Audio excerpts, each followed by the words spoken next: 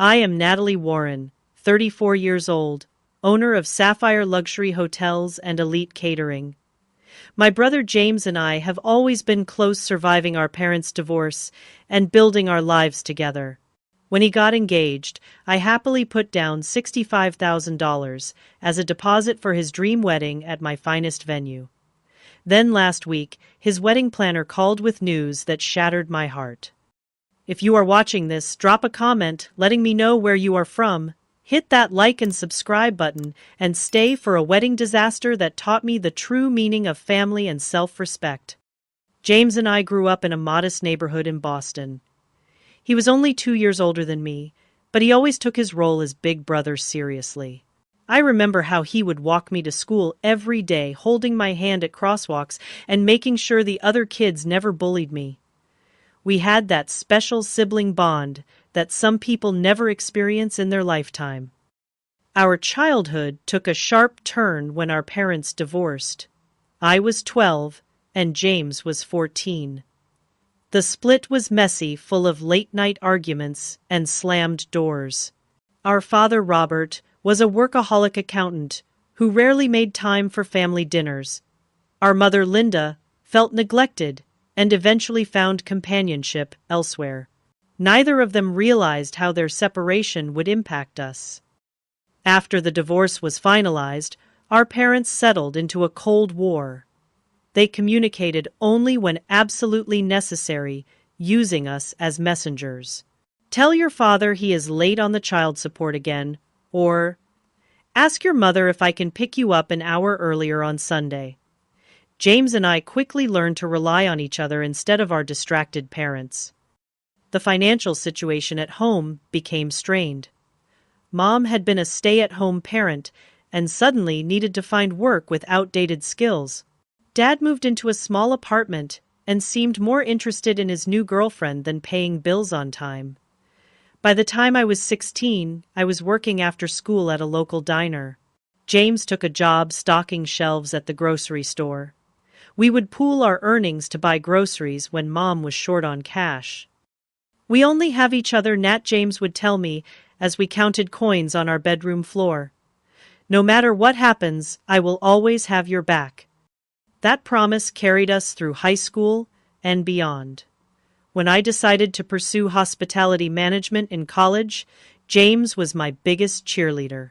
He had opted to skip college and went straight into construction, working his way up from apprentice to foreman by the time he was 23. He would send me a portion of his paycheck each month to help with my textbooks and living expenses. My career path was challenging but rewarding. I started as a front desk agent at a boutique hotel while finishing my degree. The manager noticed my dedication and promoted me to supervisor within a year. By 27, I had worked my way up to director of operations at one of the most prestigious hotels in the city. That was when I took my biggest risk. With my savings and a small business loan, I purchased a struggling historic hotel that was on the verge of foreclosure. The Sapphire Grand had gorgeous architecture but terrible management. I worked 18-hour days for 2 years straight, renovating the property and rebuilding its reputation. James was there every step of the way. He used his construction connections to help me find reliable contractors at fair prices. On weekends, he would come by with his crew to handle small projects free of charge. "Consider it an investment in our future," he would say with a wink. The Sapphire Grand became profitable in its 3rd year under my ownership. I used that success to secure funding for a second location, then a third. By the time I turned 30, I had 5 luxury hotels in my portfolio and had launched Elite Catering, a high-end food service company that specialized in weddings and corporate events. Throughout my entrepreneurial journey, James remained my rock. He celebrated each milestone and consoled me through every setback. When a pipe burst at the Sapphire Boston location, causing thousands in water damage, James drove 3 hours in the middle of the night to help supervise the emergency repairs. Our parents took notice of our success, but in different ways. Dad suddenly wanted to reconnect, inviting us to dinner at expensive restaurants and introducing us to his business associates. Mom became oddly competitive, comparing her modest achievements to our lucky breaks. Neither of them acknowledged that their children had succeeded despite their absence, not because of their support. Then Melissa Blake entered the picture. James met her at a charity golf tournament where my catering company was providing the lunch service. She was beautiful, polished, and came from old money. Her father owned a chain of car dealerships across the Northeast, and her mother was on the board of several prestigious cultural foundations. From the beginning, something felt off about Melissa. She spoke to the catering staff with a dismissive tone that made me uncomfortable. When James introduced us, her smile did not reach her eyes. "Oh, you are the little sister who works in hotels. How quaint," she said, looking around as if searching for someone more important to talk to. James was completely smitten. Within weeks, he was spending all his free time with Melissa. She introduced him to her country club friends and took him to exclusive restaurants where the waitstaff treated him like an outsider. Gradually, I noticed changes in my brother. He started using phrases like "the right people" and "our kind of establishment." He traded his reliable pickup truck for a luxury SUV he could barely afford. Our weekly sibling dinners became monthly, then rare occurrences. When we did get together, Melissa usually accompanied him, checking her watch and sighing loudly when our conversations drifted to childhood memories or inside jokes she could not participate in. Melissa and her mother, Eleanor, made no secret of their disdain for me. At a dinner celebrating James's birthday, Eleanor asked pointed questions about my little hotel business and seemed disappointed when I explained the scale of my operations. "Well, I suppose anyone can succeed in America these days," she said with a tight smile. "Though there is a difference between new money and established families." Melissa nodded in agreement. "It must be exhausting working in service. All those complaints and dirty rooms." She shuddered delicately. "I could never." I tried to explain that. As the owner, I rarely cleaned rooms myself anymore, but James interrupted. "Natalie has always been a hard worker," he said, as if apologizing for my character trait. "She will probably sell the business once she settles down and starts a family." The comment stung. James knew how passionate I was about my career. I had never expressed any desire to settle down or sell my companies. In that moment, I realized how far he had drifted from the brother who once knew me better than anyone. Despite the growing distance, I still loved James fiercely. I told myself that his behavior was a phase, that he was just trying to fit into Melissa's world. Surely the brother who had held my hand at crosswalks was still in there somewhere. On a crisp autumn evening, James called me with excitement in his voice. She said, "Yes, Nat, Melissa agreed to marry me." His happiness was contagious, and I found myself genuinely thrilled for him, despite my reservations about his fiancée. "That is wonderful news, James. Tell me everything. How did you propose?" I curled up on my sofa, ready to hear the romantic details. James launched into the story of his elaborate proposal at the Blake family's summer home in the Hamptons. He had arranged for a private chef string quartet and thousands of rose petals scattered across the beach. The ring was a 4-carat diamond that had cost him nearly 6 months of savings. "It sounds perfect," I said, ignoring the knot in my stomach. The extravagance seemed unlike the practical brother I had grown up with. "Have you set a date yet?" "Melissa wants a June wedding. Her mother says the best venues book up a year in advance, so we need to start planning immediately." He paused. "There is just one problem. The places Eleanor suggested are either already booked or way beyond our budget." I could hear the stress in his voice. James made a good living as a construction manager, but the Blakes lived in a different financial stratosphere. I knew he was worried about measuring up to their expectations. "What about the Sapphire Grand?" I suggested. "The ballroom can hold 300 guests, and the gardens would be beautiful for a June ceremony." There was silence on the other end of the line. "I do not know, Nat. Melissa has her heart set on the Rosewood or the Peninsula." "The Sapphire Grand was just rated above both in Luxury Travel magazine," I pointed out. "And as the owner's brother, you would get preferential booking and significant discounts." After more hesitation, James promised to discuss it with Melissa. 3 days later, he called back. "Melissa will consider the Sapphire Grand, but she wants to see it first, and she is concerned about the catering. Her mother knows several celebrity chefs." "Tell her Elite Catering can create any menu she desires," I said, trying to keep the irritation from my voice. "We have 2 Michelin-trained chefs on staff."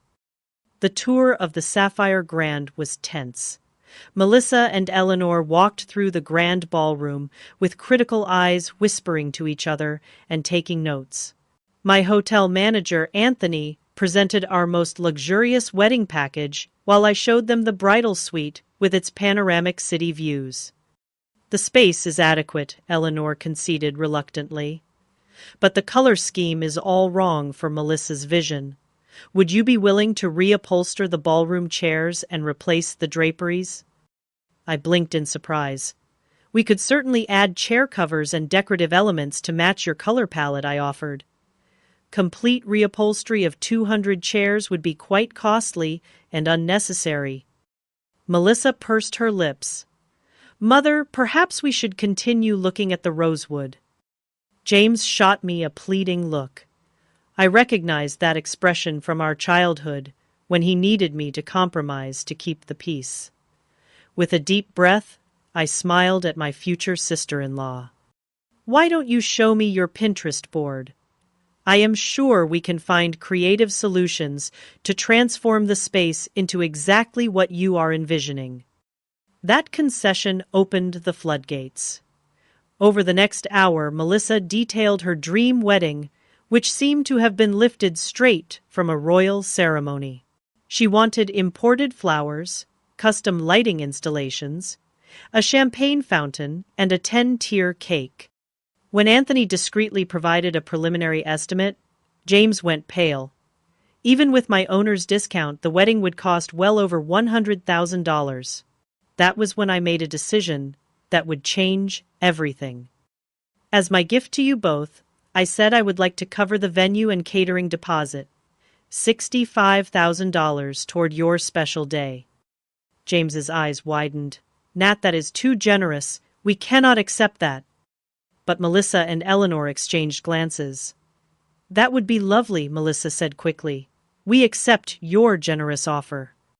Even for a successful business owner like myself, $65,000 was a significant amount. It represented the profit from several months of operations. But I told myself it was worth it to support my brother and perhaps build a bridge with my new extended family. The planning process began immediately. Melissa hired Victoria Hayes, one of the city's most exclusive wedding planners, to coordinate the details. I expected to be included in the major decisions given my financial contribution and ownership of the venue, but I quickly discovered I was mistaken. Melissa scheduled tastings with my catering team without inviting me. Victoria sent emails about architectural changes to the ballroom without copying me on the correspondence. When I asked James about being excluded, he seemed uncomfortable. "Melissa just wants to make sure everything is perfect," he explained. "She feels there might be a conflict of interest if you are too involved, since it is your business." I swallowed my hurt feelings and tried to respect their process. However, the situation became increasingly difficult as Melissa and Eleanor made demanding and often unreasonable requests. They insisted that my staff remove a historic chandelier from the ballroom because it did not match Melissa's color scheme. They demanded that the kitchen create 15 different sample menus before making a selection. They scheduled appointments with my already overworked venue coordinator at odd hours, often canceling at the last minute. Through it all, I maintained my professionalism. I wanted this wedding to be perfect for James, even if it meant tolerating Melissa's bridezilla behavior. My staff loyal to me did their best to accommodate the endless demands, though I could see the strain in their faces. "You are a saint," Anthony told me, after a particularly difficult meeting with Eleanor. "If she were not your future family, I would have shown her the door weeks ago." The $65,000 deposit was officially processed 6 months before the wedding date. I signed the paperwork myself, specifying that it covered the venue rental basic catering package and hotel rooms for the wedding party. Additional costs for upgrades, special requests, and guest accommodations would be billed separately. As the wedding date approached, I expected to receive my formal invitation. When the 3-month mark passed with no envelope in my mailbox, I casually mentioned it to James during one of our increasingly rare phone conversations. "Oh, the invitations went out last week," he said vaguely. "Melissa handled the guest list. I am sure yours is on the way." Another month passed. No invitation arrived. I told myself there must have been a mix-up with the mail, or that perhaps they assumed I did not need a formal invitation since I was so closely involved with the venue. Still, a sense of unease began to grow in the pit of my stomach. The first truly alarming sign came when my cousin Dana called to thank me for her invitation to James's wedding. "The invitation is gorgeous," she gushed. "That gold foil embossing must have cost a fortune. And the handwritten note from Melissa was such a nice touch." My heart sank. I had received neither an invitation nor a handwritten note. When I checked with other family members, I discovered they had all received their invitations weeks ago. That evening, I called James directly. "Is there something I should know about the wedding?" I asked, trying to keep my voice steady. "Everyone else seems to have received their invitations." There was a long pause on the other end of the line. "Melissa has been handling the guest list," he said finally.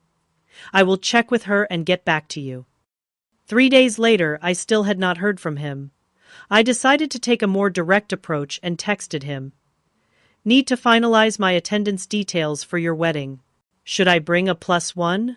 What color dress would coordinate with the wedding party?" His response was vague and evasive. "Still working out some details. Will let you know soon." Around the same time, I noticed other concerning patterns. The bridal shower had apparently happened the previous weekend, but I had not been invited. Photos appeared on social media showing James, Melissa, and both families at what looked like an engagement photo shoot in the botanical gardens. Again, I had not been included or even informed. During a routine check-in with my hotel staff about the wedding arrangements, I learned that Melissa had requested a meeting to review the seating chart for the reception. Curious, I asked to see a copy. My name was nowhere to be found. "There must be a mistake," I told my events coordinator.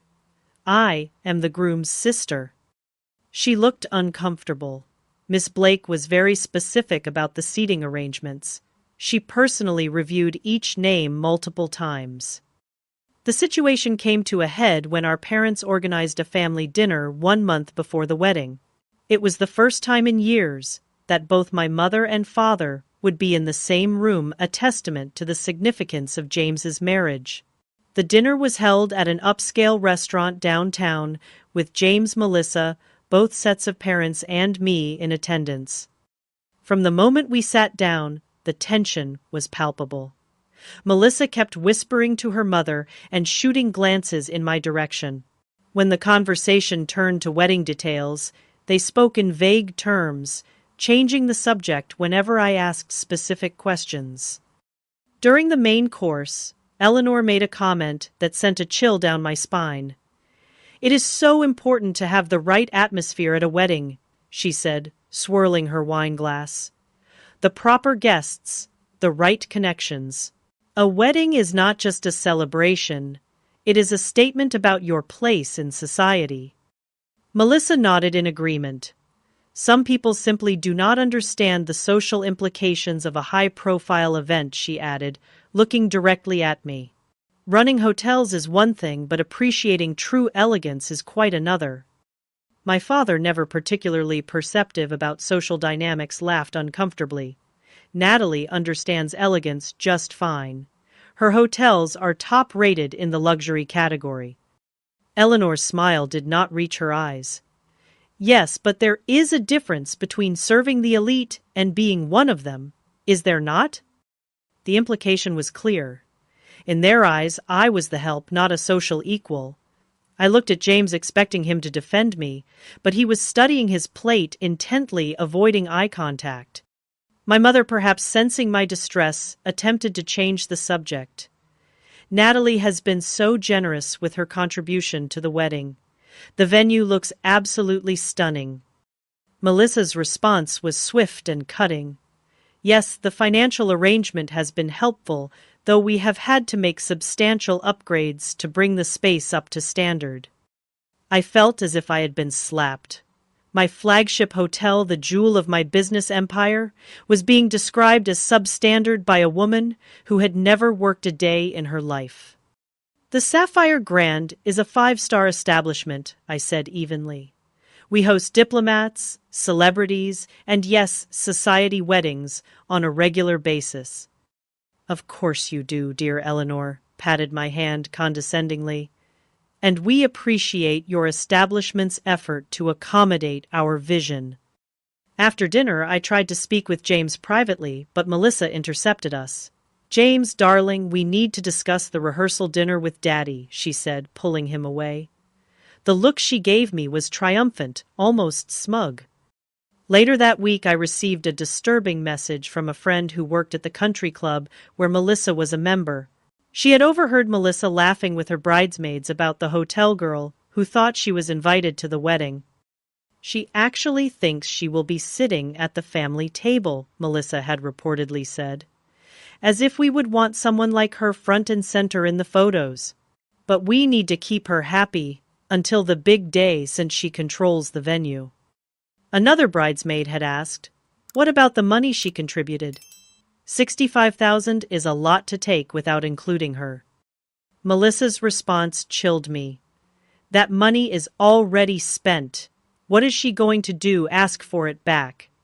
Besides, James says she is loaded. She will get over it.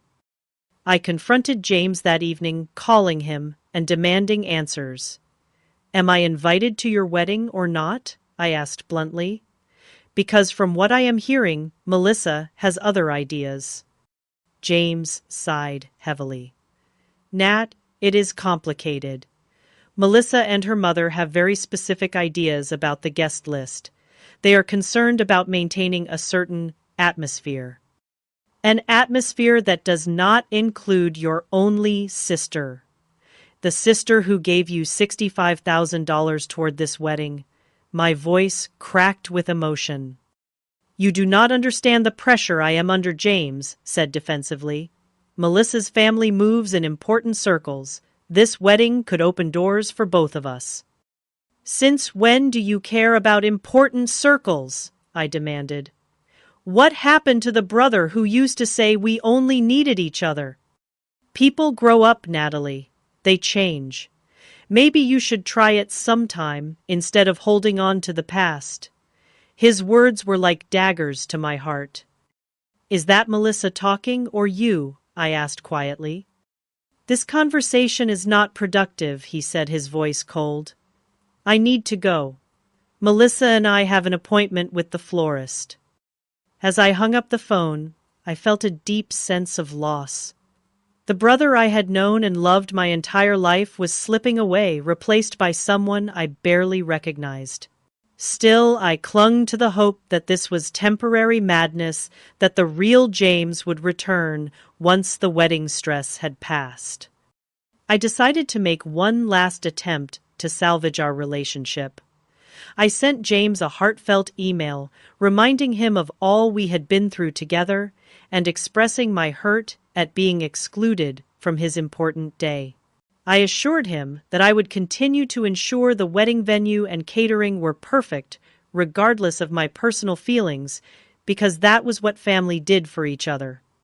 His response was brief and formal. "Thank you for your understanding.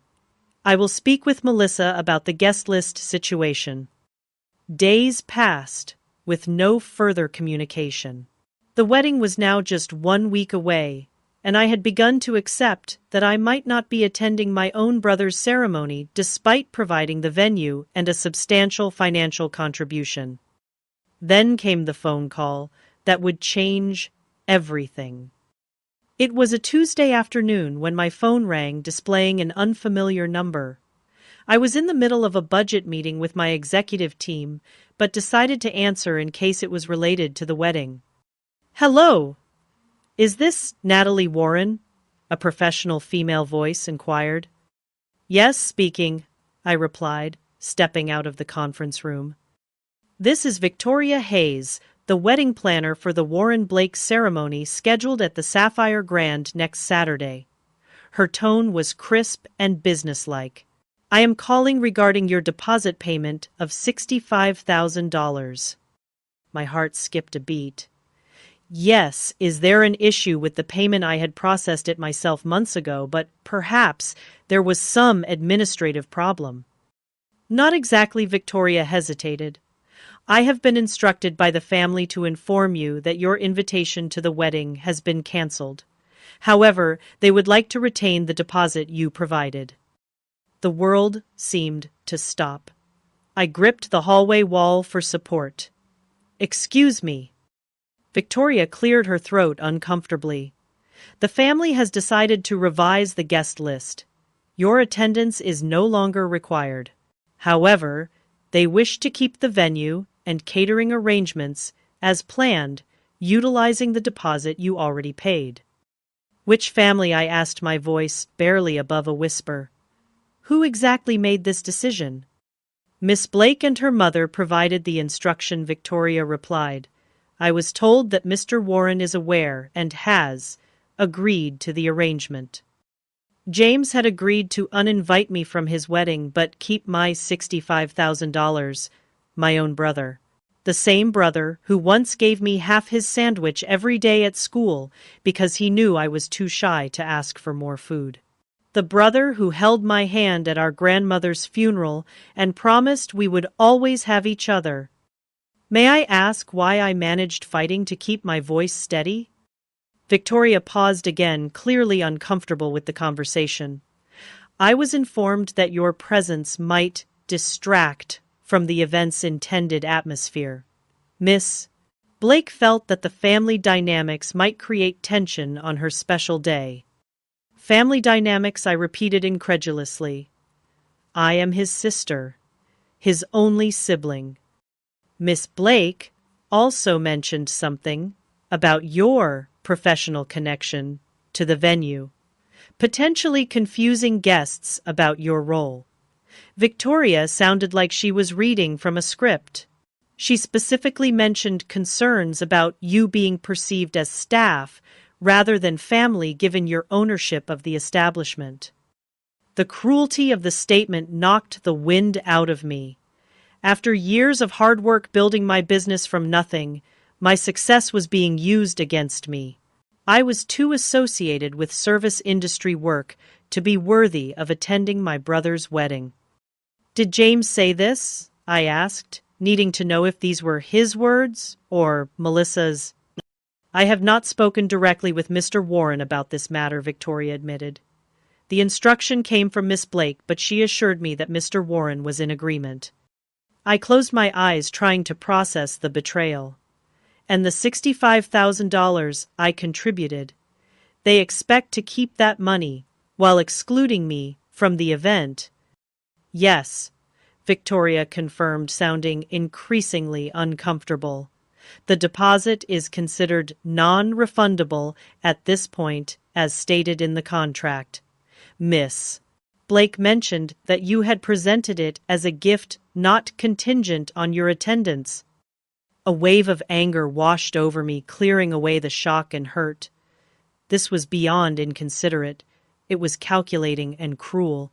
They had used me for my venue, my catering services, and my money, all while planning to exclude me from the actual celebration. "Miss Warren, are you still there?" Victoria asked after a long silence. "Yes," I said, my voice suddenly calm and clear. "I want to confirm that I understand correctly. The bride and her mother have decided I am not welcome at my brother's wedding, despite my significant financial contribution and the fact that the event is being held at my property. And my brother has apparently agreed to this arrangement." "That is my understanding, yes," Victoria replied cautiously. I took a deep breath. "Victoria, I appreciate your calling me directly. I am guessing you did not know that I am the owner of the Sapphire Grand and Elite Catering." There was a sharp intake of breath on the other end of the line. No, I was not aware of that connection. Miss Blake introduced you only as Mr. Warren's sister, who had contributed to the wedding fund. "I see," I said, a plan already forming in my mind. "In that case, I have a message I would like you to deliver to Miss Blake and my brother." "Of course," Victoria replied, her professional demeanor slipping as she realized the precarious position she was in. "Please tell them that I said to cancel the entire wedding." Victoria gasped. "But Miss Warren, you cannot. You are not the bride or groom. You do not have the authority to cancel the event." "No," I agreed. "But I own the venue, the catering company, and the hotel chain they booked for out-of-town guests. And according to Section 12 of the contract they signed, I reserve the right to cancel any event that violates our company's core values, which include respect and integrity." The silence on the other end of the line was deafening. "But the deposits, the guests, everything is arranged," Victoria stammered. "Yes, it is unfortunate timing," I said coolly. "Please inform Miss Blake and my brother that unless I receive a formal apology and invitation to the wedding by 5 p.m. today, the Sapphire Grand will no longer be available for their event. All deposits will be forfeited as per the cancellation policy they agreed to." "This is highly irregular," Victoria protested. "I have never encountered such a situation in my career." "Neither have I admitted. "But then, I have never been uninvited from my brother's wedding while being expected to fund it either. Please deliver my message promptly." I ended the call and leaned against the wall, my heart pounding. Part of me could not believe what I had just done. Another part knew it was long overdue. For too long I had allowed Melissa and her family to treat me with disrespect while I smiled and accommodated their demands. For too long I had watched my brother transform into someone I barely recognized. The time for passivity was over. If James wanted to choose Melissa's elitist values over our lifelong bond, that was his right, but he would not do it in my venue with my money, while excluding me from the celebration. Within minutes my phone began to ring. It was James. I let it go to voicemail. Then Melissa called, then Eleanor. I ignored them all, returning to my budget meeting with a serene smile that confused my executive team. "Is everything all right?" Anthony asked, noticing my changed demeanor. "Actually, yes," I replied. "I think everything is finally becoming very clear." By 4:30 that afternoon, my office, phone, cell phone, and email were flooded with messages. Victoria had apparently delivered my ultimatum, unleashing a storm of panic. The wedding was only 10 days away. Over 200 guests had confirmed their attendance. Deposits had been paid to florists, photographers, and entertainers. At precisely 4:55, there was a commotion in the hotel lobby. James had arrived with Melissa and both sets of parents in tow. It was time to face the consequences of my stand. I instructed my assistant to escort the wedding party to my private conference room rather than my office. This was no longer a family matter, but a business dispute, and I wanted the setting to reflect that distinction. When I entered the room 5 minutes later, the tension was palpable. Melissa was red-faced and teary, clutching her mother's hand. Eleanor looked apoplectic, her lips pressed into a thin line. My parents appeared confused and distressed. And James, my beloved brother, looked like a stranger, his face a mask of anger and embarrassment. "What the hell do you think you are doing?" he demanded, as soon as I closed the door behind me. I remained standing, hands clasped in front of me. Enforcing the terms of our contract, I replied calmly, and standing up for myself finally. Melissa's father, Howard Blake, stepped forward. He was a large man accustomed to intimidating others with his physical presence. "This is outrageous. We have a binding agreement. You cannot simply cancel a wedding with 10 days' notice." I met his gaze steadily. "Actually, I can. Section 12 of the venue contract clearly states that the Sapphire Grand reserves the right to cancel any event that violates our ethical standards or poses a reputational risk to our establishment." "Ethical standards," Eleanor scoffed. "What nonsense is this?" "Attempting to exclude the venue owner from an event while retaining her financial contribution constitutes fraud," I stated. "That violates both ethical standards and potentially the law." "We did not exclude you, Melissa," protested, tears streaming down her face. "We simply revised the guest list." "By removing only me," I pointed out. "After accepting my $65,000 contribution." My mother stepped forward, clearly confused. "Natalie, what is going on? Why would you not be invited to your own brother's wedding?" I looked at James, giving him the opportunity to explain. He avoided my gaze, staring at the carpet. "Perhaps James or Melissa would like to explain their reasoning," I suggested, after the silence stretched uncomfortably. "This is a misunderstanding," James finally said, his voice lacking conviction. "Victoria must have confused the instructions." Victoria Hayes, who had been quietly observing from the corner of the room, straightened her spine. "I followed Miss Blake's instructions exactly as they were given to me. I was told to inform Miss Warren that her invitation had been rescinded, but that the deposit would be retained." Eleanor waved her hand dismissively. "This is ridiculous. So there was a miscommunication about the guest list. It happens with large events. That is no reason to threaten the entire wedding." "This was not a miscommunication," I said firmly. "This was a deliberate decision to exclude me while keeping my money." "You offered that money as a gift," Melissa snapped, dropping all pretense of civility. "Gifts do not come with conditions." "Actually, they often do," I countered. "Especially when the gift is a business transaction with a signed contract." Howard Blake pulled out his cell phone. "This is absurd. I am calling our attorney right now. We will sue you for breach of contract." "You are welcome to do that," I replied. "But the contract is quite clear about my right to cancel under these circumstances. Additionally, I have documentary evidence of the bride's intent to defraud me by accepting my financial contribution while planning to exclude me from the event." "That is a serious accusation," Howard growled. "Yes, it is," I agreed.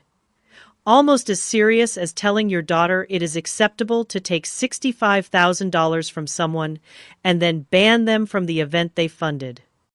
My father, who had been uncharacteristically quiet, finally spoke. "James, is this true? Did you agree to exclude your sister from your wedding?" James looked trapped, his eyes darting between Melissa and me. "It is complicated," he muttered. "It is actually quite simple," I said, feeling a strange calm despite the chaos. Either I am welcome at my brother's wedding as a full and respected family member, or there will be no wedding at the Sapphire Grand. Melissa burst into fresh tears. You cannot do this. Everything is arranged. Our guests are arriving from Europe next week. The custom gown, the flowers, the band that required a 6-month deposit. I understand. It is inconvenient, I acknowledged. But so is discovering that your only sibling has decided you are not good enough to attend his wedding despite your generous contribution. Eleanor turned to James. This is ridiculous. Call her bluff. We can find another venue. I smiled thinly. With 10 days' notice in the height of wedding season, that seems unlikely. But you are welcome to try. Of course, you would forfeit the deposit here, and most other venues will require full payment up front for such a last-minute booking. The color drained from Melissa's face as she realized the impossibility of the situation. Daddy, do something. Howard Blake looked thoughtful. Perhaps we can come to some arrangement. What exactly do you want, Miss Warren? Respect, I said simply. A sincere apology and acknowledgement that what you planned to do was wrong, and a guarantee that I will be treated as the family that I am at this event. This is extortion, Eleanor hissed. No, I corrected her. This is a boundary. I have spent months accommodating every demand, absorbing every slight, and financing a significant portion of this wedding. In return, I have been treated with contempt and ultimately excluded entirely. That ends today. My mother moved to stand beside me, surprising everyone, including myself. I agree with Natalie. What you were planning is shameful, James. I raised you better than this. James finally looked up, his expression a mix of shame and defiance. You do not understand the pressure I have been under. I understand perfectly, I replied. You have been so desperate to impress Melissa and her family that you were willing to betray the sister who has always been there for you. The sister who helped put you through trade school, who celebrated every success and supported you through every failure. Something in my words seemed to penetrate the fog he had been living in. For the first time in months, I saw a glimmer of the real James in his eyes. I never wanted to hurt you, Nat, he said quietly. Yet you were willing to ban me from your wedding while keeping my money, I pointed out. How did you think that would make me feel? I thought, he hesitated. I thought you would understand that sometimes sacrifices have to be made for the bigger picture. And I was the sacrifice, I asked, my voice breaking slightly despite my resolve to remain composed. James had no answer for that. Howard Blake cleared his throat. Let us be practical about this. Miss Warren, if we agree to include you in the wedding as requested, will you allow the event to proceed as planned? That depends, I said, turning to face James directly. Is that what you want, James? Am I just an obligation to be tolerated, or do you actually want your only sister at your wedding? The room fell silent as everyone waited for James's response. This was the moment of truth, not just for the wedding, but for our relationship going forward. James looked at Melissa, then at me, then down at his hands. I want you there, Nat, he said finally. I always did. I just got caught up in everything. The planning, the expectations, the pressure to make everything perfect. Perfect, for whom, I asked softly. He had no answer for that either. Melissa stomped her foot in frustration. This is my wedding. I should decide who attends. It is our wedding, James corrected her, seeming to find his voice at last. And Natalie is my sister. She should be there. She deserves to be there. The look Melissa gave him was venomous. After this stunt, you still want her there. She just threatened to ruin our entire wedding. After you tried to exclude her while keeping her money, James countered, standing a little straighter. Think about that, Melissa. How would you feel if someone did that to you? For perhaps the first time since I had met her, Melissa seemed genuinely speechless. Here is what is going to happen, I said, addressing the entire room. I will allow the wedding to proceed as planned with the following conditions. First, I will receive a formal, written apology from the bride and groom for the attempt to exclude me. Second, I will be treated with the respect due to a family member and business owner throughout all wedding events. Third, my $65,000 contribution will be acknowledged in the wedding program as a gift from a loving sister, not simply as a venue discount. Howard Blake nodded thoughtfully. Those terms seem reasonable, given the circumstances. Father Melissa protested. Enough, Melissa, he said firmly. Miss Warren has us over a barrel, and you know it. More importantly, she is right. What you and your mother planned was inappropriate and potentially illegal. We are fortunate she is willing to work with us at all. Eleanor looked as if she had swallowed something sour, but remained silent. My parents exchanged glances, clearly processing the family drama they had walked into. Do we have an agreement? I asked, looking directly at James. After a moment's hesitation, he nodded. Yes. And Nat, I am sorry. I should have never let things get this far. It was a start, but I knew we had a long way to go to rebuild the trust that had been broken. Still, for the first time in months, I felt like I might eventually get my brother back. Then the wedding will proceed as scheduled, I said, opening the conference room door to signal that our meeting was concluded. Victoria will coordinate with my staff on the final details. As the group filed out, James lingered behind. When we were alone, he turned to me with tears in his eyes. I really am sorry, Nat. I do not know who I have become these past few months. Neither do I said honestly. But I hope you figure it out before you say, I do. Marriage is hard enough when you are being true to yourself. He nodded slowly, seeming to really hear me for the first time in months. Thank you for not giving up on me, even when I deserved it. That is what family does, I replied. The real kind, not the kind that only values status and appearances. As he left to join his waiting fiancée, I wondered whether the wedding would actually take place. And if it did, what kind of marriage would follow, only time would tell. The days leading up to the wedding were tense but productive. True to my word, I ensured that every detail of the venue and catering was perfect. My staff, who had heard rumors of the confrontation, worked with renewed enthusiasm, proud that I had stood up for myself. Victoria Hayes proved to be surprisingly diplomatic once the initial shock had worn off. She had clearly gained a new respect for me after learning about my ownership of the Sapphire properties and witnessing my handling of the situation. I must apologize for my part in this mess, she told me as we reviewed the final seating chart. Had I known who you were from the beginning, I would have never agreed to make that call. You were doing your job based on the information you had, I assured her. Though in the future, you might want to question clients who ask you to exclude immediate family members while keeping their money. Victoria winced. Lesson learned, believe me.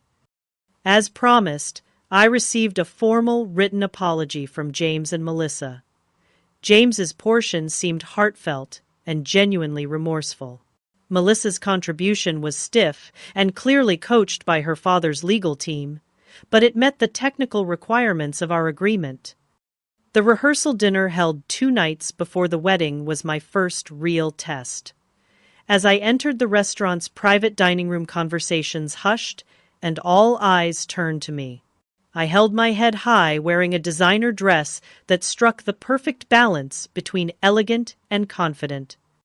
James immediately came to greet me, kissing my cheek and leading me to a seat of honor near the head table. Melissa remained seated, offering only a tight smile that did not reach her eyes. Eleanor Blake made a point of avoiding me entirely, while Howard surprised me by approaching with an unexpected olive branch.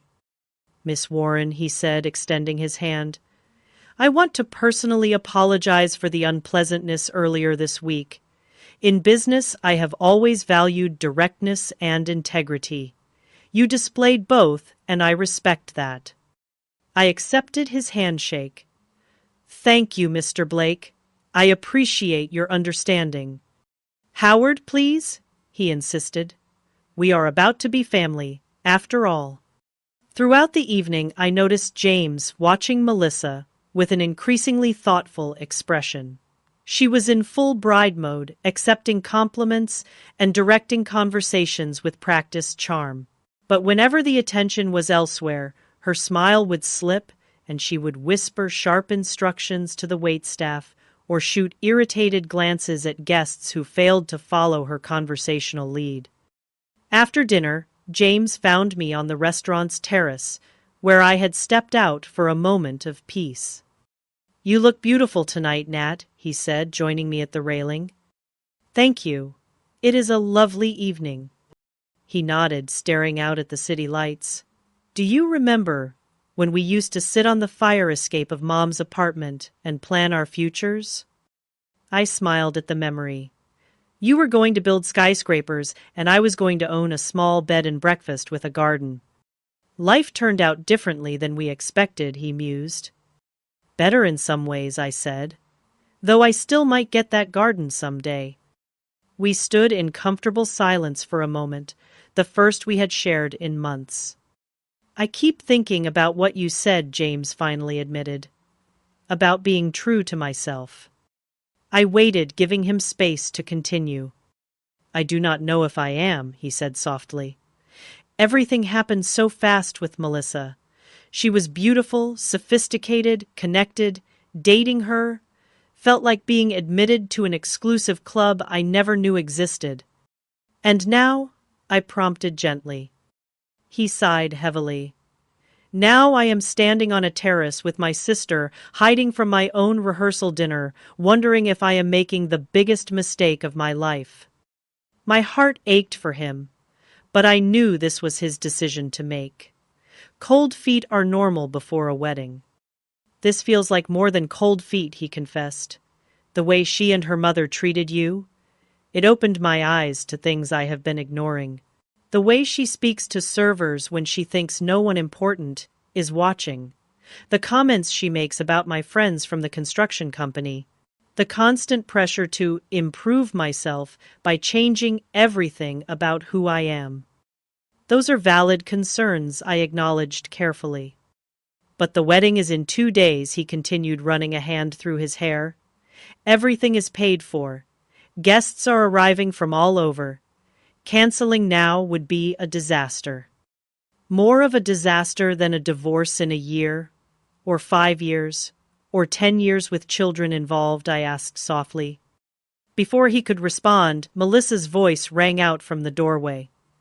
There you are, everyone is asking where you disappeared to. The mask slipped back into place as James turned to his fiancée with a practiced smile. Just getting some air with Natalie. We will be right in. Melissa's eyes narrowed slightly as she looked between us. Do not be too long. The Harringtons are about to leave, and they came all the way from London. After she retreated inside, James gave me an apologetic look. I should go. Of course, I said, touching his arm gently. But James, whatever you decide, I will support you. That is what real family does. The day of the wedding arrived with perfect June weather. The Sapphire Grand had been transformed into a floral wonderland with white roses and orchids adorning every surface. The ballroom gleamed with candlelight and crystal exactly as Melissa had envisioned. As a family member, rather than just the venue owner, I was seated in the front row for the ceremony. Eleanor Blake made her displeasure known with pointed glares, but Howard nodded respectfully when our eyes met.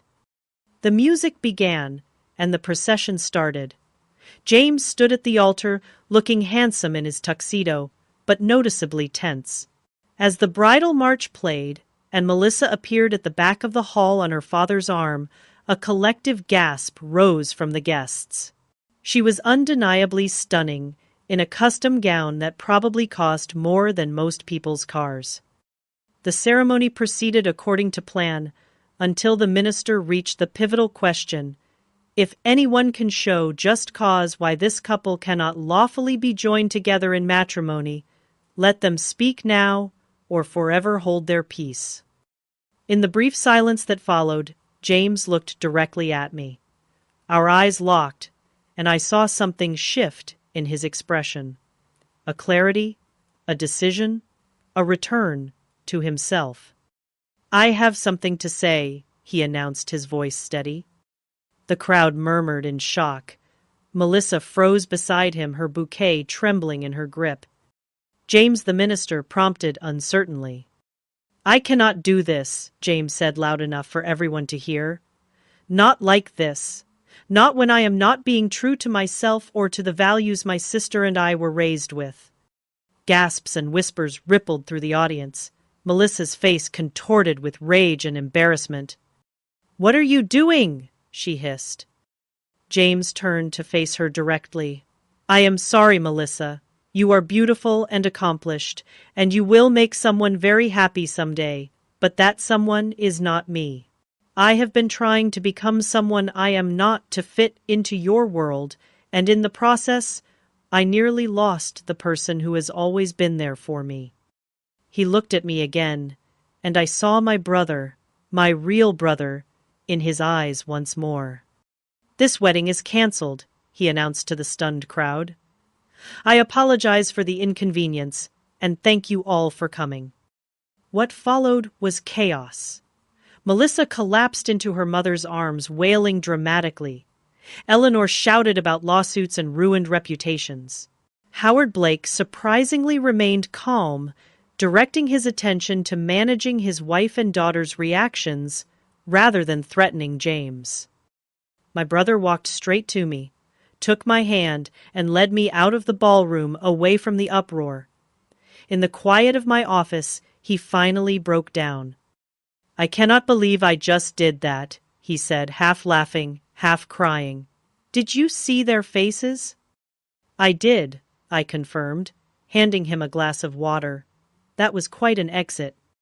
"I am going to pay for it financially and socially," he acknowledged. But the moment the minister asked that question, I knew I could not go through with it. All I could think about was how Melissa and her mother treated you, how they were willing to exclude you while taking your money. And I realized that if I married her, I would be endorsing that behavior. I would be becoming one of them. "What will you do now?" I asked. He shrugged, looking suddenly lighter despite the circumstances. "Go back to my apartment, return to work, start over. It will be embarrassing for a while, but at least I will be living authentically." I squeezed his hand. "I am proud of you, James. That took real courage." "I learned it from my little sister," he said with a warm smile. "The hotel girl who built an empire while staying true to herself." In the following days, James faced the fallout from his decision. The Blakes demanded repayment for their portion of the wedding expenses, which he agreed to handle over time. Some of Melissa's society friends spread unkind rumors about him, but his true friends stood by his side. As for me, I had my brother back, and that was worth more than any business deal or social connection. The Sapphire Grand suffered no lasting damage to its reputation. In fact, Victoria Hayes later told me that my handling of the situation had earned respect in professional circles. "Everyone knows the Blakes can be difficult clients," she confided. "The fact that you stood your ground while maintaining professionalism has only enhanced your standing." 1 month after the non-wedding, James and I resumed our tradition of Sunday brunches, something we had not done since Melissa entered the picture. As we shared pancakes and coffee, he looked more like himself than he had in years. "I got a call from Eleanor Blake yesterday," he mentioned casually. "She wanted to let me know that Melissa is dating a hedge fund manager now. Apparently, they met at a charity gala 2 weeks after our wedding was supposed to happen." "That was fast," I remarked. James laughed. "I am not surprised. I think I was always more of an accessory than a partner to her. The successful contractor with the rugged good looks who could be molded into an acceptable society husband. And now? Now I am dating someone new too, he admitted with a sheepish smile. Remember Sarah from the city planning office? We always got along when I was submitting permits. She called to check on me after hearing about the wedding, and we ended up talking for hours. Sarah is wonderful, I said sincerely. Smart, kind, and she values you for who you actually are. That makes all the difference, James agreed. She wants to meet you properly, by the way. I told her all about my amazing sister who saved me from making the biggest mistake of my life. I would love that, I said, feeling a warmth that had nothing to do with the summer sunshine streaming through the window. The wounds caused by Melissa and her family would take time to fully heal, but James and I were rebuilding our bond stronger and wiser than before. Sometimes it takes nearly losing someone to realize how valuable they truly are. 6 months after the wedding that never was, I sat in my office at the Sapphire Grand, reviewing the quarterly financial reports. The hotel chain was thriving with bookings at an all-time high, and a waiting list for elite catering that stretched into the next year. A knock at the door interrupted my concentration. It was Anthony, my hotel manager, with a strange expression on his face. "Melissa Blake is in the lobby," he announced. "She is asking to speak with you." I set down my pen in surprise. "Melissa, did she say what this is about?" "No, but she seems different. Less imperial, if you know what I mean." Curiosity got the better of me. "Send her up." When Melissa entered my office, I barely recognized her. Gone was the perfectly coiffed society princess with designer clothes and flawless makeup. This Melissa wore simple jeans, a sweater, and minimal cosmetics. Her hair was pulled back in a casual ponytail. "Thank you for seeing me," she said, her voice lacking the entitled edge I remembered. "I know this must be unexpected." "Please have a seat," I offered, gesturing to the chair across from my desk. "What can I do for you?" Melissa sat down, folding her hands nervously in her lap. "I came to apologize. Properly this time, not with some lawyer-drafted statement." I raised an eyebrow, but remained silent, waiting for her to continue. "What I did to you was inexcusable," she admitted. "Trying to exclude you from James's wedding while keeping your money was not just rude, it was cruel and potentially criminal. I was so caught up in creating the perfect society wedding that I lost sight of basic human decency." "What brought on this revelation?" I asked, genuinely curious. She sighed. "After James left me at the altar, I was angry and humiliated. I blamed everyone but myself. I quickly started dating Curtis, a hedge fund manager. My mother introduced me to thinking I could just replace James and move on." "I heard about that," I acknowledged. "Curtis proposed after just 6 weeks," Melissa continued. "My mother was thrilled his family has even more money than we do. But then I overheard him talking to his friends about me." Her voice cracked slightly. "He said I was high maintenance but good arm candy for client meetings. He said he could train me to be the perfect corporate wife." "That sounds painful," I said, feeling an unexpected twinge of sympathy. "It was a wake-up call," she admitted. "For the first time, I saw myself through someone else's eyes, and I did not like what I saw. I broke off the engagement and started therapy."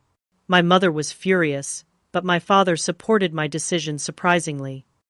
Howard seemed to have more self-awareness than Eleanor I observed. Melissa nodded. "Dad pulled me aside after the therapy announcement and told me something I will never forget. He said, 'Melissa, I indulged your mother's social climbing because I thought it made her happy. But it turned her into someone I barely recognize, and now it is doing the same to you.'" "Powerful words," I murmured. "It has been a difficult few months of self-examination," she continued. I have had to confront some ugly truths about myself and how I treated people, especially you and James. The therapist helped me see that my behavior stemmed from deep insecurity. Despite all the privilege I grew up with, I never felt good enough on my own merits. I studied her closely, looking for signs of manipulation or insincerity. To my surprise, I found none. I do not expect forgiveness, Melissa said, meeting my gaze directly. I just wanted you to know that I recognize the harm I caused, and I am working to become a better person. I appreciate that, I said carefully. Genuine apologies are rare. There is one more thing, she added, reaching into her purse. This is for you. She handed me an envelope. Inside was a cashier's check for $65,000. Your deposit, she explained. It should have been returned to you immediately after the wedding was canceled. It was wrong of me to try to keep it. I stared at the check in surprise. Thank you. This is unexpected. It is the right thing to do, she said, simply standing to leave. That is all I wanted to say. Thank you for seeing me. As she turned to go, I found myself asking, Have you spoken to James? She paused at the door. I thought about reaching out, but I decided that would be selfish. He seems happy with Sarah from what I have heard. He deserves that happiness without me complicating things. With that, she was gone, leaving me to ponder the strange encounter. People could change, it seemed, if they were willing to face their mistakes honestly. That evening, I met James and Sarah for dinner at my newest hotel property. They were glowing with happiness, clearly well matched in values and temperament. Sarah was warm, intelligent, and treated the waitstaff with genuine kindness, something I noticed immediately. You will never guess who came to see me today, I told James over dessert. When I recounted Melissa's visit and apology, his eyes widened in disbelief. Melissa Blake admitted she was wrong and returned the money voluntarily. Are you sure it was really her and not an imposter? I laughed. It was her, though, a very different version from the woman you almost married. James shook his head in wonder. People can surprise you, I guess. Though I am grateful, every day, that I did not go through with the wedding. Sarah squeezed his hand affectionately. So am I, selfishly. The whole experience taught me something important, I reflected. For years, I defined success by my business achievements. I worked endless hours building the Sapphire brand, sometimes at the expense of personal relationships. I took pride in being self-sufficient, never needing to ask for help. You have always been the strong one, James agreed. But strength is not about handling everything alone, I continued. Real strength is knowing when to stand up for yourself, when to set boundaries, and when to walk away from situations that diminish your worth. If I had not found the courage to confront you and Melissa about the wedding exclusion, I might still be letting people take advantage of my generosity while treating me as less than. I am sorry I put you in that position, James said quietly. We both learned from it, I assured him. And our relationship is stronger for having weathered that storm. In the months that followed, I made changes in both my personal and professional life. I began volunteering with a mentorship program for young women entrepreneurs, sharing not just business advice, but lessons about self-worth and healthy boundaries. My experiences with Melissa and her family had shown me how many people, especially women, struggle with standing up for themselves in both personal and professional contexts. I also reconnected with old friends I had neglected during my workaholic years, finding joy in relationships that had nothing to do with business advantage. James and I instituted a strict no-work talk policy for our Sunday brunches, focusing instead on our lives, dreams, and the simple pleasure of sibling companionship. Perhaps most surprisingly, I developed a cordial relationship with Howard Blake. After Melissa's apology, he reached out to discuss a potential business collaboration. Over lunch, he confided that my handling of the wedding situation had earned his respect. I built my car dealership empire by recognizing talent and integrity, he told me. You demonstrated both. Eleanor and Melissa may have wealth and social connections, but you have something more valuable: character.